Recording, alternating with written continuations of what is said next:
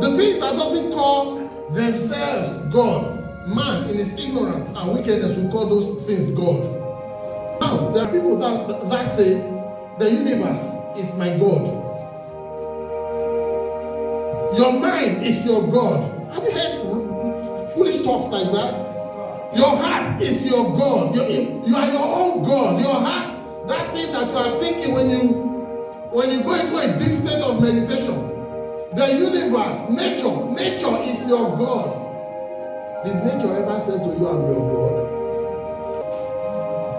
I serve the moon. The moon is my God. Has the moon anytime told you that it was God? I serve the sun God. Did the sun ever say I am God? Serve me. Has a tree ever said to somebody I am God? We are the ones that call them God in our ignorance and foolishness. In the book of Isaiah chapter number 42 and verse 17, I believe, it reads, the big part, they trust in idols and call molten images their God. They are the ones that say, you are my. They bring the items together and say, you are our. If you look even in the book of Exodus, chapter number 32, the people said to Aaron, make a God for us. It was not a God that said, make me your God. It was the people that said, make us a God. And Aaron took all their earrings and made them into an image.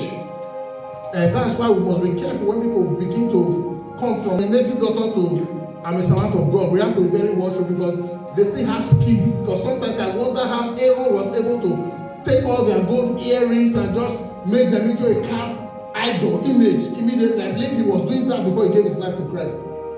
Are we together? And when it was done, he presented it to the people. He said, this is now the God of Israel. Can you imagine? This is not the God of Israel. It was not the God that said, I'm not God. That's why the Lord himself said, I am the Lord, and there is none else. He said, beside me, there is no other God.